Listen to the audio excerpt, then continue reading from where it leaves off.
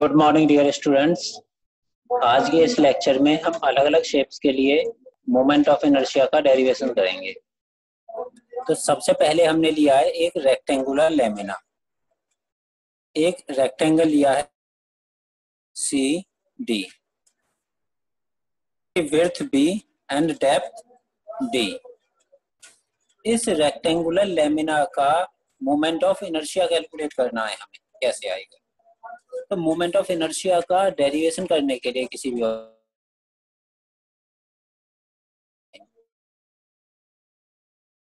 Centroid से y distance पर dy thickness की एक स्ट्रिप कंसीडर की है हमने। अब इस स्ट्रिप की अगर डायमेंशंस की बात करें, इसका बेस इक्वल होगा b के एंड डेप्थ इसकी होगी dy। तो इसके अकॉर्डिंग इस स्ट्रिप के लिए अब हम कैलकुलेशंस करेंगे और स्ट्रिप के लिए कैलकुलेशन होने के बाद टोटल रेक्टेंगल का मोमेंट ऑफ इनर्शिया कैलकुलेट करने के लिए उसे लोअर से अपर तक इंटीग्रेट कर देंगे। तो सबसे पहले तो इस स्ट्रिप का area of the strip base into depth B into D Y हो गया इसका एरिया। अब मोमेंट ऑफ इनर्शिया के अगर फॉर्मूले की बात करें, मोमेंट ऑफ इनर्शिया होता है वाई स्क्वायर डी ए। तो moment of inertia about X Y square into D A. So Y square और डी ए की वैल्यू क्या है? B into D Y, B into D Y. ये moment of inertia आया है हमारा strip का। अब total moment of inertia calculate करने के लिए हम इसे lower limit minus D by two से upper limit plus D by two, क्योंकि टोटल डेप्थ क्या थी इसकी? डी। सेंट्रोइड से लोअर में हाफ और अपर में हाफ। तो माइनस डी बाई टू से डी बाई टू तक हमने इंटीग्रेट किया B Y square D A. बी इंटीग्रेशन से बाहर आ जाएगा और वाई स्क्वायर का जो इंटीग्रेशन होता है वो होता है Y cube by three. Upper limit D by two, lower limit minus D by two. जब इनकी वैल्यूज रखेंगे तो ये आई एक्स एक्स कैलकुलेट होके आ गया बी डी क्यू अपॉन 12। ये हमने कैलकुलेट किया है एक्स एक्सिस के रेस्पेक्ट में। अगर सिमिलरली मैं वाई एक्सिस के रेस्पेक्ट में देखना चाहूं तो बी डी क्यू रिवर्स होके क्या हो जाएगा? D B cube upon 12।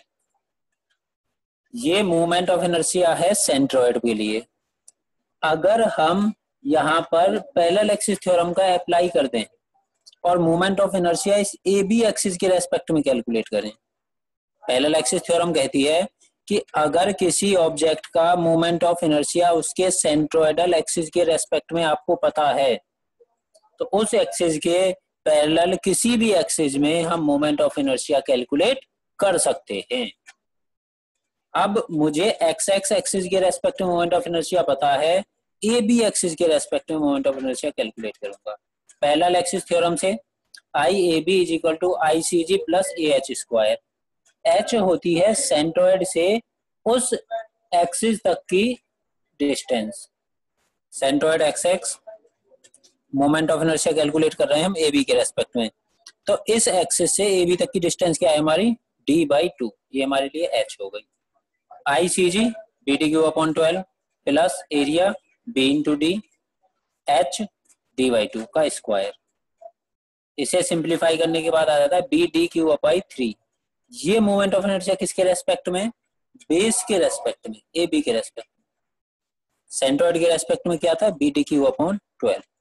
अगर यहाँ हम परपेंडिकुलर एक्सिस थ्योरम कैलकुलेट करें, परपेंडिकुलर एक्सिस थ्योरम अप्लाई करें तो हमारे पास कैलकुलेट होके आता है पोलर मूवमेंट ऑफ इनर्शिया।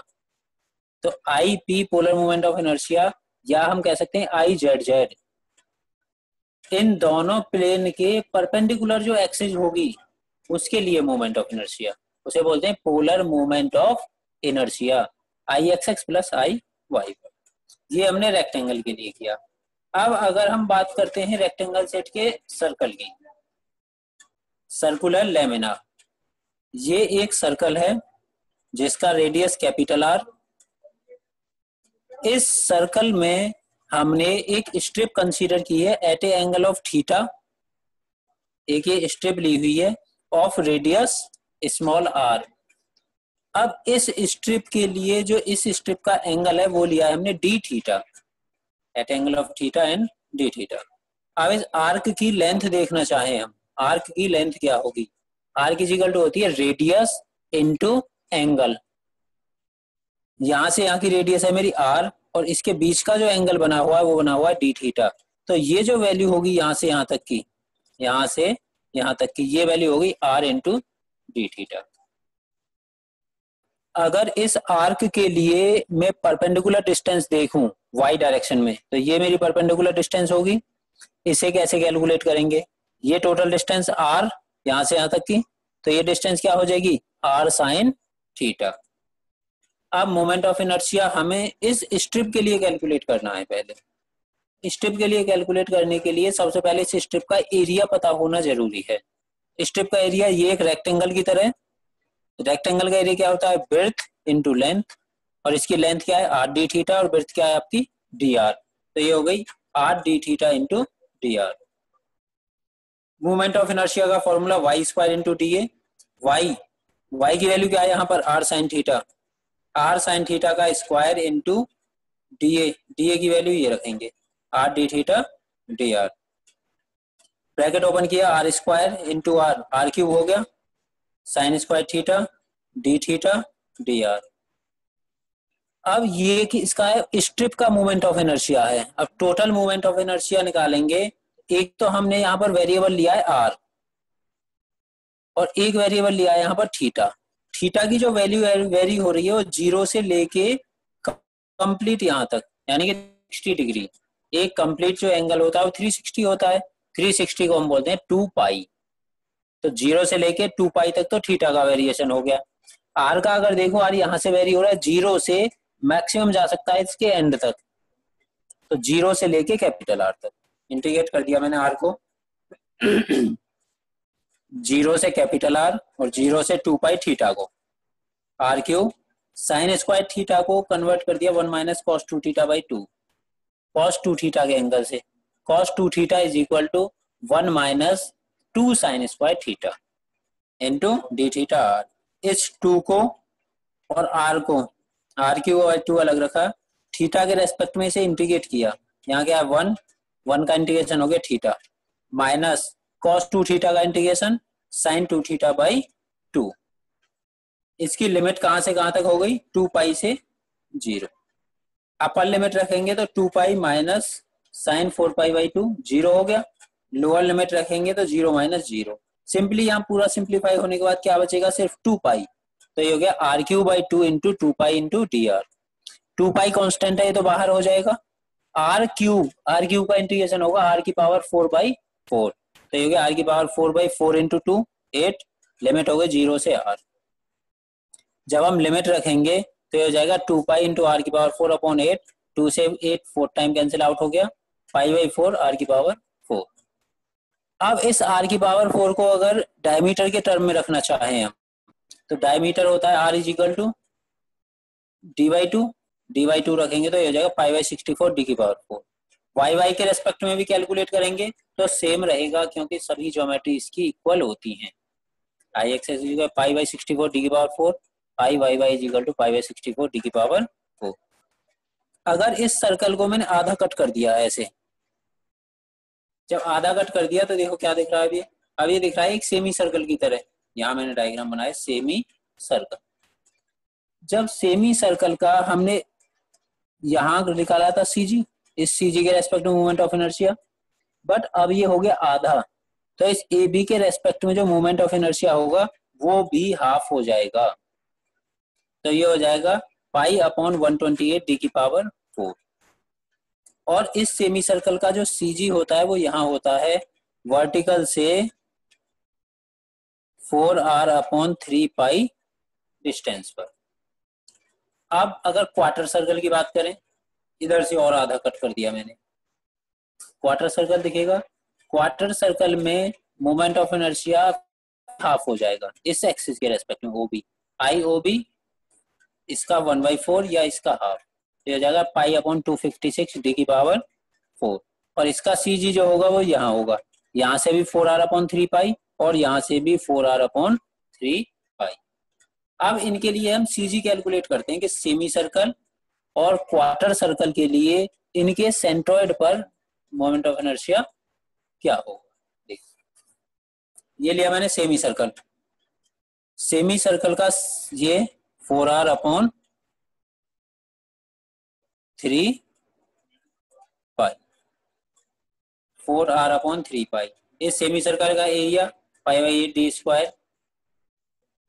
अब इसके रेस्पेक्ट में निकालना है मुझे, और इस लाइन के रेस्पेक्ट में पता है, एक्स एक्सिस के रेस्पेक्ट में निकालना है। जब सी जी के रेस्पेक्ट में निकालना हो और किसी और एक्सिस के रेस्पेक्ट में पता हो तो वहां एच की जरूरत पड़ती है। एच होती है दोनों के बीच की डिस्टेंस। तो यहाँ पर एच क्या है, 4r upon 3 pi. I A B हमें पीछे से पता है, पाई अपॉन 128 डी की power 4।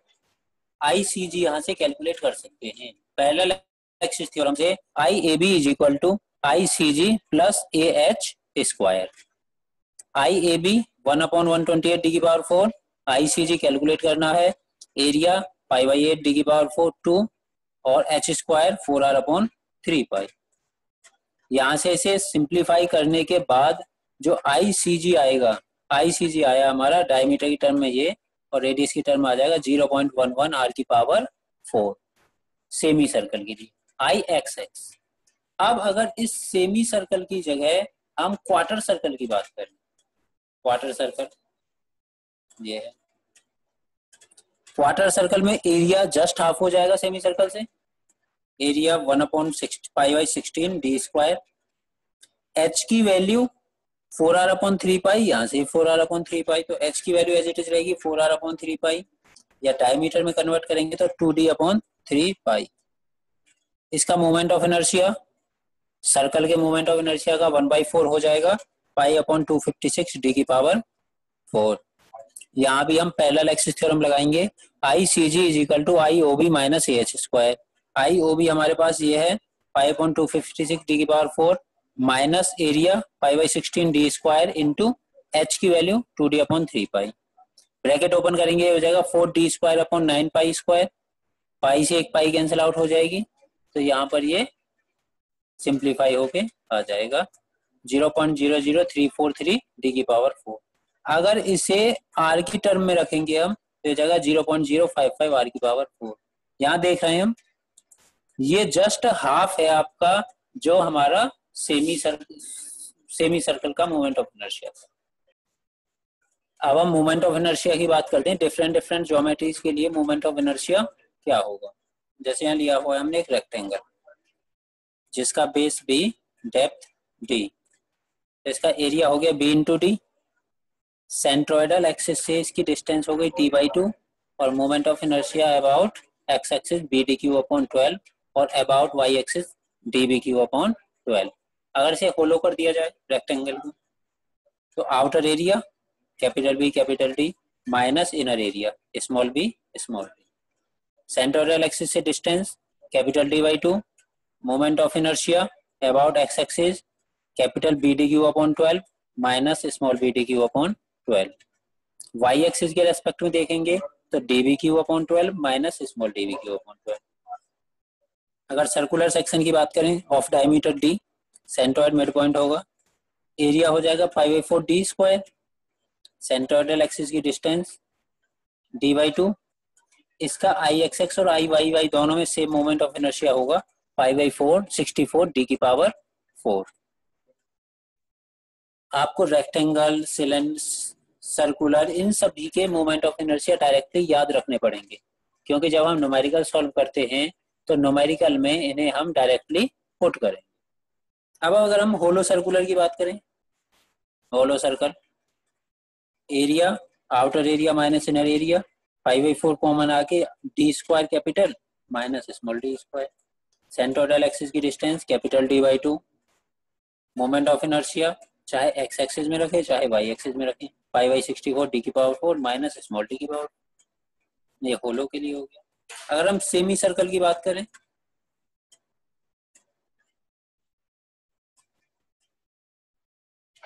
Moment of inertia of semi circle, semi circle का एरिया जस्ट सर्कल का हाफ हो जाएगा पाई आर स्क्वायर बाई 2, या डायमीटर की टर्म में रखेंगे pi D square, centroidal axis की distance 4r upon 3 pi, moment of inertia about X axis 0.11 r की power 4 about Y axis I by Y pi R की power 4/8 pi R की power 4।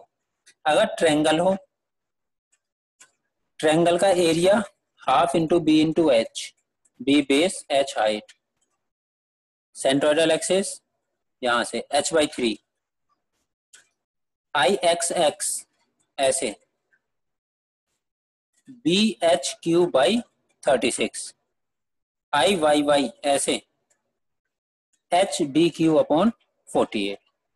ये तो आया सेंट्रोइड के रेस्पेक्ट में। अगर मैं बेस के रेस्पेक्ट में कैलकुलेट करना चाहूँ, यहाँ से base A B parallel axis theorem apply करेंगे तो बेस के रेस्पेक्ट में हो जाएगा बी एच क्यू अपॉन 12, और वर्टेक्स के रेस्पेक्ट में कैलकुलेट करना चाहूँ यहाँ सी डी तो हो जाएगा बी एच क्यू बाई 4। तो ये सभी मोमेंट ऑफ इनर्शिया आपको याद करने होंगे, क्योंकि ये न्यूमेरिकल में हम डायरेक्टली यूज करते हैं। न्यूमेरिकल कंपोजिट बॉडीज के होते हैं, जिसमें आपका रेक्टेंगल हो सकता है, सर्कुलर हो सकता है, ट्रेपेजॉइडल हो सकता है, कैसी भी अलग अलग ज्योमेट्रीज का कॉम्बिनेशन हो सकता है। तो नेक्स्ट न्यूमेरिकल में हम मोमेंट ऑफ इनर्शिया से रिलेटेड न्यूमेरिकल्स सॉल्व करेंगे। Thank you.